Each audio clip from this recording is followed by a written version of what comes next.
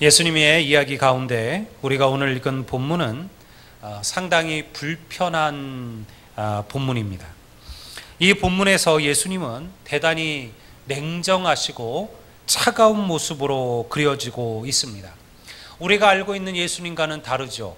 예수님께서는 세리와 또 몸파는 여인들과 죄인들까지도 따뜻하게 품어주시고 안아주셨던 분이신데요, 오늘 이 본문에 나오는 이 한 여인에게는 왜 이렇게 차갑고 모질게 주님은 대하셨을까요? 이 본문의 이야기를 우리가 간단히 정리해 본다면 이런 이야기입니다. 어느 날 예수님께서 두로와 시돈이라는 곳으로 가셨습니다. 그곳은 유대인들이 사는 곳이 아니라 이방인들이 살아가는 땅입니다. 그런데 그곳에 사는 한 여인이 소리를 치며 예수님을 찾아 나왔습니다. 그녀에게는 악한 귀신이 들려 고통받고 있는 가련한 한 딸이 있었습니다.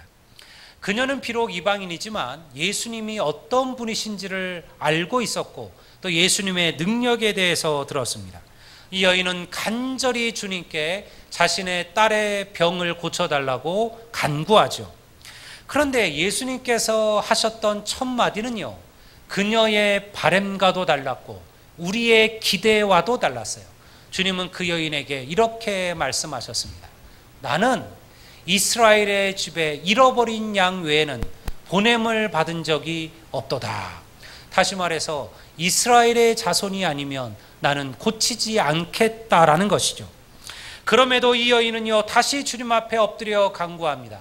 주님, 저를 도우소서. 주님, 그래도 저를 도와주소서. 그러자 주님께서 더 상처받을 만한 이야기를 하셨어요. 뭐라고 하셨을까요? 자녀의 떡을 취하여 개에게 던짐이 마땅치 아니하도다. 자녀의 떡을 취하여 개에게 던짐이 마땅치 않도다. 여러분, 이 얼마나 모진 말입니까? 이 말은 그 여인을 곧 개라고 부르는 거잖아요. 개라고 부르는 것이죠. 근데 여러분, 이 여인은요, 그 말에 다시 엎드렸어요. 그리고 다시 한번 구합니다. 이렇게 얘기하죠. 주님, 옳은 말씀입니다. 저는 개와 같습니다. 하지만 개들도 자기 주인의 상에서 떨어지는 부스러기들을 먹지 않습니까? 그러니 그 부스러기라도 내게 허락해 주옵소서. 이 말을 들은 예수님께서 그 여인을 칭찬하셨어요. 내 믿음이 크도다. 그리고 여러분, 주의 말씀처럼 그 여인의 딸이 깨끗하게 회복된 줄로 믿습니다. 여러분, 이것이 오늘 우리가 읽은 본문의 이야기입니다. 근데 여러분, 결론적으로야 주님께서 그 딸을 치료하셨지만요, 아무리 보아도 우리는 이것이 예수님께서 하신 말씀이라고 믿어지지 않을 정도의 차갑고 냉정한 말들이 기록되어져 있었습니다. 주님께서는 정말 그 여인을 개 취급하고 구원받을 만한 자격이 없다라고 여기셨던 것일까요? 그래서 그렇게 얘기하셨는데 하도 간청하고 하도 구하니까 어쩔 수 없이 고쳐주신 것일까요? 여러분, 그렇지 않을 것이라는 것은 우리가 이미 다 알고 있습니다. 이 얘기 속에는요, 여러분, 예수님께서 하시고자 하는 아주 깊은 메시지가 담겨져 있습니다. 바로 그 핵심은 무엇이냐? 간절한 믿음에 대한 이야기입니다. 우리가 오늘 이 얘기를 이해하려면요, 사실은 이 이야기의 앞에 나오는 이야기를 먼저 알아야만 합니다. 15장 1절부터 20절까지는요, 예수님께서 바리새인들과 서기관들에 대하여 아주 모진 책망의 이야기가 기록되어져 있습니다. 그들은 어떤 사람들이었습니까? 그들은요, 믿음이 아니라 행위와 율법으로 살아가는 자들의 대표적인 인물들입니다. 그들이 바로 서기관들, 율법학자들, 그리고 제사장들, 바리새인들이었어요. 그들은 스스로 자신을 의롭다 여겼습니다.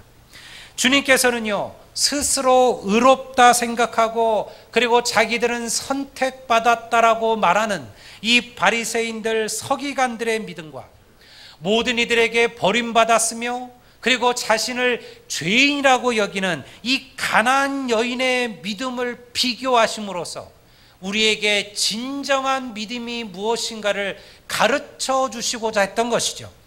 당시 바리새인들과 서기관들은 종교인들의 대표적인 모습이에요. 하지만 예수님께서는 그들을 인정하지 않으셨죠. 오히려 주님께서는 그들을 보시고 저희들을 뭐라고 말씀하셨습니까? 영적 맹인이라, 영적 장애인이라 그렇게 이야기하셨습니다. 8절은 기록하기를 이 백성이 입술로는 나를 공경하되 마음으로는 내게서 멀도다. 여러분, 예수 믿는 것이 뭐가 진짜 예수 믿는 것이냐? 여러분, 우리는 얼마든지 우리의 입술로 여러분 우리가 하나님을 높이고 하나님의 이름을 이야기하고 그리고 경건하고 덕스럽게 이야기하며 살아갈 수 있습니다. 제가 한번 이런 얘기를 했던가요? 누가 진짜 나냐? 많은 사람들 앞에서, 주일날 성도들 앞에서, 믿는 사람들 앞에서 하나님에 대한 이야기를 하고 그리고 믿음에 대한 이야기를 하고 그리고 경건하게 이야기하는 내가 진짜 나냐? 아니면 아무도 없는 곳, 나 혼자 있는 그곳에서 여러분들 살아가고 있는 내가 진짜 나냐? 여러분, 우리가 주일날 성도들 앞에서 하나님의 이름을 이야기하고 주일날 우리가 사람들 앞에서 주의 이름을 높이고 그리고 우리가 주일날 예배하면서 하나님을 찬양한다면 여러분, 과연 혼자 있는 나, 아무도 없는 나 혼자 있을 때 여러분, 그때도 나는 하나님을 찬양하고 그때도 나는 하나님의 이름을 높이고 그때도 나는 예배하는 삶을 살아가고 있느냐는 거예요. 그게 진짜 나라는 것이죠. 우리는 얼마든지 입술로 하나님을 찬양할 수 있습니다. 하지만 마음으로는요, 얼마든지 하나님을 떠나 살 수도 있어요. 오늘날 조국의 교회 안에서도 성도들 안에서도 이러한 모습들이 있지 않습니까? 많은 물질로 헌금하는 이들이 있습니다. 주의를 지키죠. 봉사도 열심히 합니다. 여러분, 헌신도 합니다. 하지만 마음은 하나님을 떠나 있어요. 그들의 믿음은 주일 하루를 벗어나지를 못해요. 그들의 마음은요, 그들의 신앙은 교회를 넘어서지를 못해요. 그저 우리의 믿음, 우리의 신앙은 주일과 이 교회에 묶여져 있는 거예요. 여기를 떠나는 순간 우리는 하나님도 잃어버리고 믿음도 잃어버리고 신앙도 잃어버리고 살아가는 그러한 그리스도인들이 우리들 가운데 너무나도 많다라는 거예요. 그저 남들의 눈에 보기에는 열심히 써 보이지만 그저 종교인을 넘어서지 못하는 거기에 불과한 그리스도인들이 많다라는 것입니다. 우리라고 크게 다를까요? 주일은 예배하고 찬양하지만 그러나 교회를 떠난 한 주의 삶을 돌아보시면 여러분들은 어떻습니까? 여러분, 교회를 떠난 한 주의 삶 속에서도 나는 진짜 그리스도인이라고 그렇게 확신하고 자부할 수 있을까요? 예수 믿는 이들 때문에 예수 믿기 싫다는 이들도 많습니다. 저는요, 목회를 해보니까요, 이런 얘기들을 여러 곳에서 들었어요. 저 사람 때문에 나는 교회 가기 싫다. 그 사람이 예수 믿는 사람들이에요. 예수 믿는 사람들이에요. 예수 믿는 사람들 때문에 나는 교회 가고 싶다가 돼야 되는데 예수 믿는 사람들 때문에 나는 교회 가기가 싫다가 된다면 여러분, 이 얼마나 안타까운 이야기일까요? 주님은요, 하나님 앞에 형식적이고 종교적인 모습으로 살아가고 있는 바리새인들과 종교적인 지도자들을 이 한 여인, 가나안 여인의 믿음을 통하여 책망하고 계시는 거죠. 그렇다면 가나안 여인은 어땠을까요? 예수님께서 그녀에게 하신 모진 말들은 사실은 예수님께 하신 얘기가 아니라 그녀가 항상 들었던 이야기예요. 누구를 통해서? 바로 이 바리새인들, 이 서기관들, 그리고 유대인들을 통해서 말입니다. 하나님을 섬기며 종교적인 열심을 가진 유대인들이 그녀와 그녀들의 동족들에게 항상 던지던 말이 이 말이었어요. 그들을 개취급했죠. 그들을 구원의 울타리 바깥에 있다고 여겼습니다. 하지만 이 여인은요, 가나안 여인이었지만요, 예수님이 누구신지를 잘 알고 있었어요. 바리새인들과 당시의 서기관들은 예수님을 메시아로 인정하지를 않았습니다. 하지만 이 가나안 여인이 예수님을 부른 칭호가 무엇일까요? 여러분, 그 여인이 와서 22절에 보면 뭐라고 이야기합니까? 그 가나안 여자가 그 지경에서 나와 소리질러 이르되 주 다윗의 자손이여. 예수님을 부르는 이름이에요. 주 다윗의 자손이여. 여러분, 이 말은 누구에게 쓰는 말입니까? 메시아에게 쓰는 말이에요. 메시아의 다른 이름이 다윗의 자손입니다. 그러니 이 가나안 여인은요, 비록 유대인도 아니었지만요, 그는 예수님의 이야기를 들었을 때 그가 누구인지를 알았어요. 그야말로 바로 구약의 그 수많은 선지자들이 그들에게 선포했던 바로 그 구원자 메시아라는 것을 알고 있었다라는 거죠. 이 얼마나 안타까운 이야기입니까? 그렇게 오랫동안 메시아를 갈망해 왔던 유대인들은 예수님이 왔는데 오히려 예수님을 메시아로 인정하지 않았어요. 그런데 오히려 그들이 개취급하고 구원의 울타리 바깥에 있다라고 여겼던 이 이방의 가나안 여인은요, 예수님을 자기의 구원자로 고백하고 있다라는 거예요. 예수님을, 주님을 믿음으로 고백하며 산다는 것은요, 때로 이러한 고난과 이러한 조롱과 핍박을 각오하며 살아야 하는 것입니다. 예수 믿으면 복받고 잘 된다는 얘기를 한다 그러면 여러분, 목사도 얼마나 편하겠습니까? 그러나 여러분, 그렇지 않습니다. 예수를 믿으며 사는 것이 어찌 찬란한 장밋빛 인생일까요? 여러분, 그런 얘기만 들으셨다면 여러분 잘못 들으신 겁니다. 물론 주님은 위대하신 분이십니다. 우리의 절망과 우리의 고난과 환난 가운데 우리를 일으켜 세우시는 하나님이에요. 그와 동행하면요, 여러분 하나님의 위대한 복들을 경험하시게 될 거예요. 그러나 그 복이 반드시 세상의 물질적 복은 아니라는 거예요. 주님께서는 우리에게 말씀하셨습니다. 너희들은 좁고 험한 문으로 들어가라 하셨습니다. 예수님께서 하나님의 자녀들에게 넓은 문, 편한 문으로 들어가라 말씀하지 않으셨어요. 넓고 편한 문이 있다라고 얘기했어요. 그러나 그래서 많은 사람들은 그 길로 들어가고 있다 그랬어요. 그 길은 넓고 편하여 많은 사람들이 그 길로 걸어가거니와, 그러나 좁고 험한 문이 있다 그랬어요. 그 길은 좁고 험하고 또 좁아서 사람들이 그 길로 걸어가는 자가 없다 그랬어요. 하지만 넓고 편한 문은요, 결국 그 길의 끝은 멸망일 것이고 좁고 험한 문의 끝은 영생이라고 했어요. 그러니 너희들은 좁은 문으로 들어가라. 이것이 주님께서 우리에게 하신 말씀이죠. 왜 그런 말씀을 하셨을까요? 예수 믿고 사는 삶은요, 넓은 문이 아니에요. 제가 여러분들 지난주에 일본에서 선교하는 제 친구에 대한, 선교사에 대한 얘기를 했잖아요. 여러분, 우리가 왜 그 친구를 존경할까요? 그는요, 넓고 편한 문을 거절한 거예요. 여러분, 그러고 여러분 한국에서 목회하고 조금 더 큰 교회에서, 편탄한 교회에서 목회 삶을 하는 것이 좋다는 것을 몰랐을까요? 여러분, 그가 일본의 선교가 평탄하고 넓어서 갔을까요? 아니에요. 알고 간 거예요. 그 길은 좁은 길이고 그 길은 험한 길이에요. 그럼에도 그는요, 그 길을 선택한 거죠. 여러분, 그 길에 영생의 문이 있기 때문에 그렇습니다. 하나님 주실 놀라운 복이 있기 때문에 그래요. 그래서 그 길을 걸어가고 있는 거예요. 여러분, 오늘 많은 사람들이 예수님을 넓은 문으로 믿기를 원해요. 편한 길로 믿기를 원해요. 우리가 그렇게 예수 믿는 것을 가르쳤어요. 예수 믿으면 잘 되고, 예수 믿으면 복 받고, 예수 믿으면 모든 일이 형통하고, 예수 믿으면 병고침도 받고, 여러분, 그래서 예수 믿으면 마치 평탄하고 넓은 길이 우리 삶에 펼쳐지는 것처럼 그렇게만 가르쳤어요. 예수 믿으면 우리의 삶에 고난과 환난과 시련이 올 수도 있다라는 이 좁은 문, 좁은 길을 가르치지 않은 거죠. 여러분, 그러나 주님께서는 오늘 우리에게 이 좁은 문에 서라고 말씀하고 있다는 거예요. 때로 우리가 알아요. 이 길을 걸어가는 것이 좁은 길이라는 것을 압니다. 여러분, 그 앞에 환난과 고난이 펼쳐져 있는 것을 우리가 볼 때가 있어요.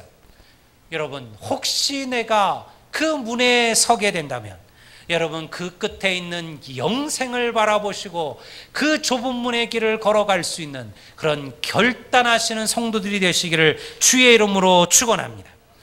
그렇지만 여러분 그 문이 그저 힘들고 어렵기만 하다면 누가 그 길을 걸어갈 수가 있을까요? 여러분 그 길의 끝에 하나님이 그 좁은 길, 그 험한 길을 가는 동안 주님께서 항상 우리와 함께 하고 계심을 믿으시기를 주의 이름으로 축원합니다. 그래서 소망이 있고요, 그래서 기쁨이 있고, 그래서 평안이 있는 거예요. 문제는요, 포기하지만 않으시면 됩니다. 제가 한때 아주 힘들고 어렵게 운동해서 몸무게를 한번 쫙 뺀 적이 있어요. 거의 20대 몸으로 만든 적이 있었습니다. 제가 항상 젊었을 때는 60대 중후반을 넘어선 적이 없었어요. 항상 그 몸을 유지했다가 결혼하고 나서 딱 2년 만에 10kg가 쪘어요. 우리 집사람이 저를 잘 먹인 거죠, 일단은. 왜냐하면 제가 기숙사 생활을 한 6년 하면서 하도 불규칙하게 살았으니까요. 그런데 여러분, 이게 몸이 너무 무거운 거예요. 이게 10kg만 딱 찌면 좋은데 제가 어느 순간 80kg가 몸이 넘어갔어요. 그러니까 너무 힘든 거예요. 몸이 막 너무 귀찮고. 우리 집사람이 얘기하는 거예요. 여보, 조금만 참으면 멀쩡해진다. 그 순간을 참아야 된다. 그 순간을 참아야지 아무렇지도 않다. 근데 제가 도저히 못 참겠는. 그래서 정말 매일 한 1시간, 2시간을 달렸어요. 매일같이 1시간, 2시간을 달리고요. 그리고 매일 러닝머신에서 50분씩 달렸습니다. 여러분. 그래서 근데 제가 수없는 생각을 해요. 그 한 1시간 반, 2시간을 달리는 순간요, 제 머릿속에 어마어마한 생각들이 지나가요. 한 2, 30분 되면요, 숨이 턱턱턱턱 막혀오기 시작합니다. 다리 근육이 아파오기 시작합니다. 발이 무거워지기 시작합니다. 그럼요, 계속 내 마음속에 그만 뛸까? 이만하면 많이 떴는데 어제는 많이 뛰었으니까 오늘은 조금 덜 뛰어도 되지 않을까부터, 너무 무리하다가 이거 뭔가 근육이 더 망가지는 거 아닌가, 적당히 오늘은 뛰고 또 내일 조금 더 뛸까, 이 수많은 생각이 제면서 얼마나 많이 지나는지 몰라요. 그 1시간 반을 뛰려면요, 사실은 수십 번의 그만두고 싶은 생각을 수없이 참아내면서 그 1시간 반을 뛰는 거예요.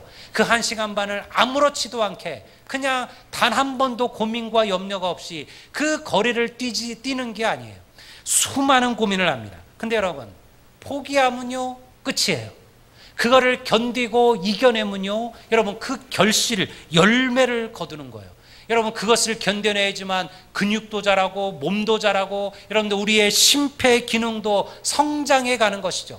세상에 그 어떤 것도요, 그냥 되는 법은 없습니다. 하물며 우리의 믿음일까요? 여러분, 믿음은 더욱더 그러합니다. 수없이 그만두고 싶고 포기하고 싶은 순간을 견디며 성장해 가는 게 믿음이에요. 여러분 절대 쉽게 포기하시면 안 됩니다. 예수님은요, 어쩌면 가나안 여인의 믿음을 시험하신 거죠. 그녀가 정말 포기하지 않는 믿음을 갖고 계신가, 그거를 보기를 원하셨던 겁니다. 그리고 오늘 이 말씀을 읽은 이들에게 이러한 믿음을 가지라고 얘기하는 거예요. 여러분 같으면 어떻게 하셨을까요? 여러분, 우리가 이 여인에 대해서 알아야 될 또 한 가지가 있어요. 우리 생각에 이 여인을 가나안 여인이라고 설명했기 때문에 우리는 뭔가 가난하고 배우지 못하고 그리고 정말로 아주 모든 면에서 아주 여건이 어려운 그런 여인일 것이라 생각할 수도 있는데 아니에요. 여러분, 똑같은 이야기가 마가복음 7장에 등장을 합니다. 거기에 보면 7장 26절에 이 여인을 다른 말로 이렇게 소개합니다. 이 여자는 헬라인이요 수로보니게 족속이라. 마태복음은 이 여인을 그저 가나안 여인이라고 말했지만요, 마가복음은 좀 더 상세히 설명합니다. 이 여인은 헬라인이요 수로보니게 족속이라. 이 여인은요, 가나안 땅에 살고 있었던 헬라 여인이었습니다. 수로보니게 족속이라는 것은, 수로보니게라는 것은 수리아와 페니키아의 합성이에요. 다시 말해서 수리아 지역에 살아가는 페니키아인이라는 그런 의미를 갖습니다. 여러분, 당시 헬라는요, 세계에서 자신을 가장 우월한 민족이라고 여겼습니다. 우리가 잘 알고 있는 헬라 문명이죠. 그리스, 로마 문화가 다 헬라 문명이에요. 헬레니즘 문명의 영향으로 세워진 것이죠. 그리스인들은 세계에서 문화적으로 가장 자신을 우월하다 여기던 그런 사람들이었습니다. 아마도 이 여인은요, 귀족이었을 것이고요, 대단한 가문의 여인이었을 겁니다. 그랬던 그 여인이 자기 딸의 그 고통 앞에서 모든 자존심을 버리고 모든 자기의 지위와 모든 것들을 다 내려놓고 완전히 낮추어 예수님께 나온 거죠. 그리고 모든 자존심을 버리고 주님께 간청했던 거예요.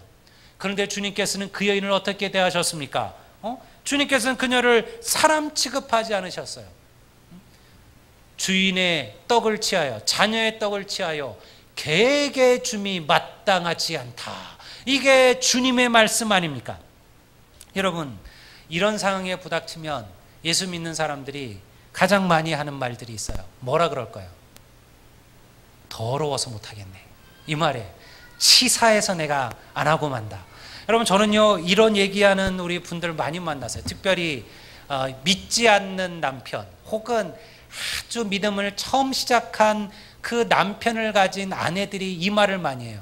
목사님, 진짜 치사해서 내가 못하겠다. 남편 전도 못하겠다고. 뭐 조그만 자기 마음에 들지 않으면 주일 아침 되면 전가의 보도가 있대요. 뭔가 마음에 안 들면 교회 안 가. 교회 안 가.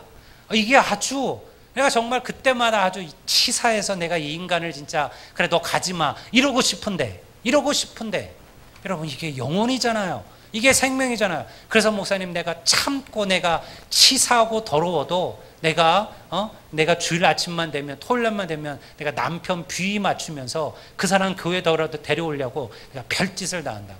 제가 집사님 잘하는 겁니다. 나중에 집사님, 그 남편이 든든한 믿음을 가지게 되시면 그때 복수하시면 돼요. 그때 복수하시면 되고, 지금은 치사해도 그 영혼을 위해서 참으십시오.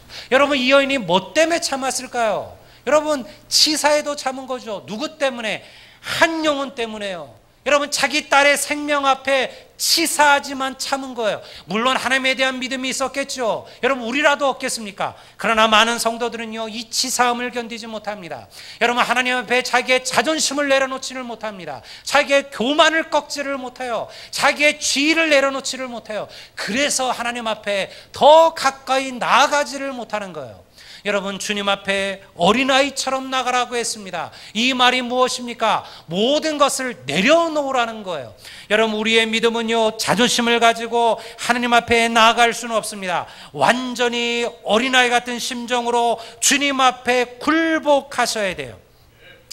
저도 복음을 전하며 수없이 치사하고 수없이 더러운 적이 있었습니다. 저러고 그런 적이 없었을까요? 여러분, 전도하면서 면전에서 여러분들 면박을 받았던 적이 한두 번이 아니었습니다. 여러분, 내 돈 써가며 복음 전해도요, 사람들에게 냉대받고 비난받았고 거절당한 적도 많았어요. 그런데 여러분, 그게 힘들어서 그만두었다면요, 저는요, 수많은 젊은이들을 하나님께로 돌이키지 못했을 겁니다. 제가 계산을 해봤어요. 제가 얼마나 많은 젊은이들에게 세례를 주었을까? 물론 그 세례가 다 그들이 예수 믿는 하나님의 자녀가 되지는 않았을 거예요. 그 중에 많은 숫자는 믿음을 포기했을 겁니다. 그 중에 많은 숫자는 하나님을 잃어버렸을 겁니다. 그러나 때가 되고 하나님께서 길이 되시면 다시 그들을 주께로 돌이키실 줄로 믿습니다. 제가 쭉 해봤더니요, 여러분, 제가 6,000명이 넘는 젊은이들에게 여러분들 제가 직접 세례를 베풀었어요. 와, 아닙니까? 대단하지 않습니까? 여러분, 어떤 목사님이 그러했을까요? 저는 그게 제 자부심이에요. 여러분들 보기에는 그게 이상할지 몰라도요, 저는요, 내가 목회를 하면서 이 많은 젊은이들에게 내가 예수의 이름으로, 주의 이름으로 물을 부어서 세례 베풀었다는 것, 여러분요, 저는요, 이것이야말로 내가 장차 하나님 나라에서 받을 최고의 복이라고 여겨요. 여러분들은 어떻습니까? 여러분들은 몇 사람이나 하나님께로 인도하셨습니까? 여러분 몇 명에게나 예수의 이름을 전하셨습니까? 여러분들이 그렇게 믿음으로, 복음으로, 그리고 그렇게 사랑하던 그 주님을 다른 누구에게 전하며 사셨습니까? 그저 내 입술, 내 마음에만 붙들고 산 것은 아닙니까? 여러분, 이것이 정말 우리의 전부요, 우리의 생명이요, 예수님이 우리의 온 모든 소망이라면, 여러분, 우리가 이 주님 어찌 전하지 않으며 살 수가 있습니까? 이 가난한 여인은요, 포기하지 않았습니다. 그녀의 간구가 거절되었지만요, 더욱더 하나님 앞에 간절히 매달렸습니다. 저는 오늘 이 시대의 성도들, 하나님의 자녀를 보며 안타까워요. 뭐가 안타까울까요? 바로 이러한 간절한 믿음을 잃어버렸다라는 거예요. 이러한 간절한 믿음을 잃어버렸다는 거예요. 제가 아침에 최 장로님하고 잠깐 제 방에서 얘기를 나누다가 옛날에 비하면 민입의 사람들이 참 많아졌다. 그렇지만 옛날에 그 성도들의 간절함을 찾아보기가 어렵다. 우리가 공감을 했어요. 장로님이나 저나. 여러분, 옛날에 비하면 예수 믿는 사람들이 얼마나 많아졌어요. 하지만 그만한 간절함을 찾아볼 수가 없는 세대가 되었다는 거예요. 세상의 것에 대해서는 그렇게 간절한 이들이, 세상의 물질에 대해서는 우리의 전부를 거는 이들이 과연 하나님을 위하여, 영생을 위하여, 주를 위하여 이러한 간절함을 가지고 살아가냐는 거예요. 여러분, 요즘의 학생들 영어 단어 하나 외우고, 여러분 또 수학 공식 하나 외우는 데는 그러한 간절함을 갖지만요, 그러나 하나님에 대한 그러한 간절함을 가지고 살아가고 있을까요? 우리에게는 예배에 대한 간절함이 있습니까? 우리에게는 기도에 대한 간절함이 있습니까? 여러분에게는 말씀에 대한 간절함이 있습니까? 잠시라도 주의 말씀을 듣지 않으면 여러분 내 마음이 견딜 수 없다는 이러한 간절함이 있나요? 죽어가는 영혼을 보면요, 그들을 하나님께로 전도하지 않고서는 내가 견딜 수 없다라는 이러한 간절함이 우리에게는 있을까요? 여러분, 주님 앞에 이러한 간절함을 달라고 구하시기를 주의 이름으로 축원합니다. 이것이 믿음입니다. 주님은 이 간절한 여인의 믿음을 보셨습니다. 그리고 여러분, 그녀에게 말씀하시기를 내 믿음이 크도다, 너의 원대로 소원대로 되리라. 여러분, 주님께 구원받은 사람들, 주의 구원을 경험했던 많은 사람들이 있지만요, 성경에 이 여인처럼 내 믿음이 크다라는 칭찬을 받은 사람들은요, 그렇게 많지 않습니다. 우리의 소원이 응답되지 못하는 이유는 무엇일까요? 여러분, 우리에게도 소원이 있지 않습니까? 여러분에게도 간절한 여러분들 구함이 있지 않겠습니까? 우리의 소원은 왜 응답받지 못하고, 우리의 소원은 왜 여러분들 하나님의 여러분들 놀라운 열매를 거두지 못할까요? 그 이유는 하나님의 능력이 부족해서가 아닙니다. 우리의 간절함이 부족해서입니다. 사랑하는 여러분, 참으로 이 한 주간 여러분의 간절함의 믿음을 회복하시기를 주의 이름으로 축원합니다. 예배의 간절함을 가지십시오. 기도의 간절함을 가지십시오. 새벽을 깨워서 기도하십시오. 저녁마다 하나님 앞에 무릎 꿇으십시오. 여러분, 주의 말씀에 간절함을 가지십시오. 하나님께서 반드시 우리의 삶을 새롭게 하시고 이연에게 주셨던 그 칭찬의 복이, 그 놀라운 은혜가, 그리고 그 소원의 구함대로 우리의 삶 속에서도 이루어지는 역사가 나타나게 될 줄로 믿습니다. 우리 다 같이 자리에서 일어나시겠습니다.